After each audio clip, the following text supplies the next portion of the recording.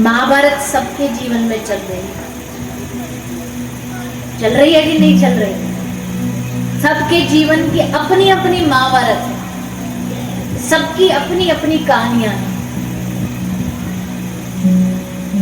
अभी यहाँ सबको माइक दे दे के अपनी अपनी कहानी, दुख गाथा बताने को बता दी जाए, कह दी जाए, तो एक से एक विचित्र दुख निकलेंगे। किसी को किस चीज की घटना है, किसी को किस चीज की परेशानी है, किसी के घर में महाभारत है, किसी के घर से बाहर महाभारत है, किसी की समाज में महाभारत है, किसी की लड़ाई अपने आप से है, कोई भीतर ही भीतर लड़ रहा है, अपने आप से, अपने दुर्गुणों से लड़ रहा है। सबका युद्ध चल रहा है, पर अब इस युद्ध में जीतेगा कौन? जिसके पास पावर ज्यादा होगी, जिसके पास पैसा ज्यादा होगा, जिसकी सेना में लोग ज्यादा होंगे, कौन जीतेगा इस युद्ध को? बताइए ना, बोलिए।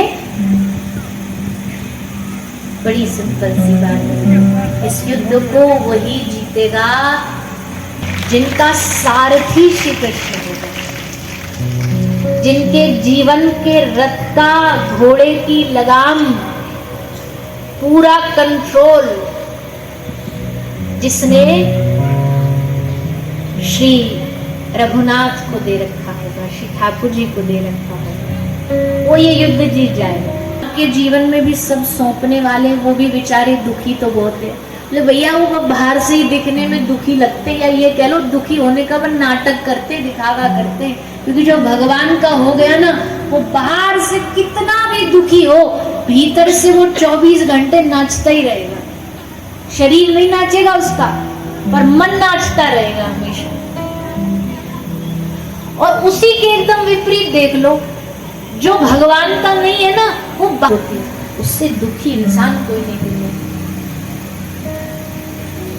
तो इस विजय का, इस जीत का एक ही उपाय है, जीवन का रथ जो है वो ठाकुर जी के चरणों में, उनके हाथों में दे। इसका मतलब क्या होता है? हाथ चरणों में लेने का क्या मतलब है कि छोड़ दे सब कुछ नहीं करना हमको? फिर बोले नहीं नहीं नहीं, भगवान तुमको कर्मों से भागना नहीं बता रहे। कर्मों से भागने का नाम नहीं होता समर्पण। समर्पण का मतलब है कर्म भी कर रहे हो तो ये पता है कि कराने वाला वही है। अब कराने वाला वही है तो फिर बुरे काम करेंगे तब भी बोल लेंगे कराने वाला नहीं वही है? बिल्कुल नहीं।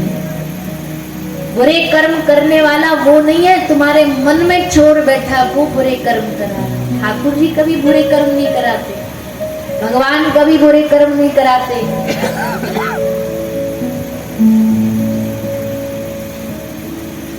तो फिर बोले अब फिर गिराए, संभाले, उठाए, पकड़ ले, दुख दे दे, सुख दे दे, परेशानियां दे दे, खुशियां दे दे, वो सब उसकी मर्जी है, वो जैसा चाहे। ऐसा करने से क्या होगा? ऐसा करने से ये जीवन बोझ रहित हो जाएगा। बोझ रहित जीवन कब होगा? जब ये पता होगा कि भाई कोई है ऊपर बैठा है, वो पकड़ लेगा, वो संभाल लेगा, तब जीवन तो बोझ रहित होता है।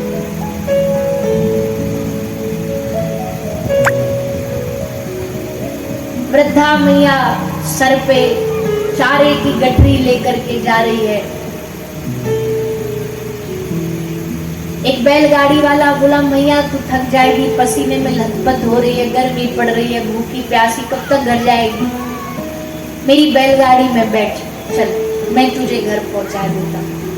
तो मैया बैठ गई बैलगाड़ी में, और बैलगाड़ी वाला देख रहा है कि बैठ तो वही, पर कैसे बैठी है?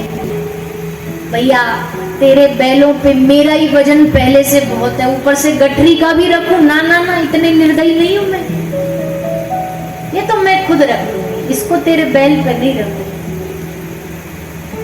अब हम जैसे समझदार लोग उसकी इस नासमझी पर हंस रहे हैं कि ऐसे पागल है, ऐसे थोड़ी होता। पर इसी हमारी नासमझी पर ठाकुर जी भी हंसते हो। ठाकुर जी को भी हंसी आती होगी, जैसे हमको सम्मा पे आ रही है कि देख बैलगाड़ी पे इसका वजन उठाने वाला भी मैं और इसकी जिम्मेदारियों का वजन उठाने वाला भी मैं, पर ये बेचारा ना समझ अनजाने में या जानबूझ के उस वजन को सर पे रख के बैठा गठरी उतार दे नीचे ठाकुर जी के चरणों।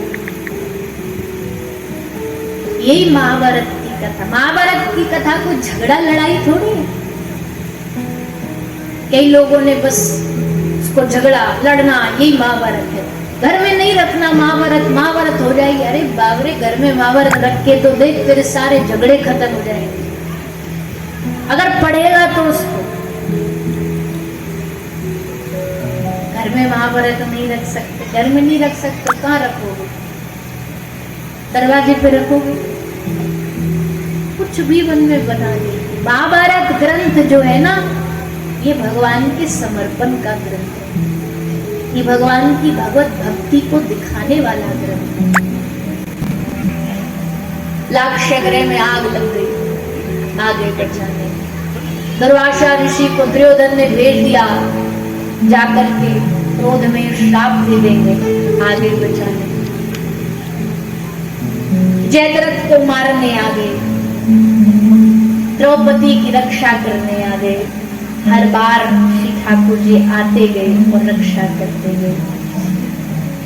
हम सब भी भगवान से इतनी प्रार्थना करें, प्रभु हमें ये नहीं मांगना आपसे कि हमें दुख संकट नहीं चाहिए, हमें विपत्तियां नहीं चाहिए। भले विपत्ति हो पर उसमें तुम साथ में खड़े, तुम हमारे संग खड़े, तो फिर विपत्तियों से डर नहीं लगेगा। हाँ, भगवान नहीं होंगे तो फिर टूट जाएंगे, बिखर जाएंगे, घबरा जाएंगे। पर अगर आप साथ हो तो दुनिया के कौन भव समुद्र पार किया जा सकता है।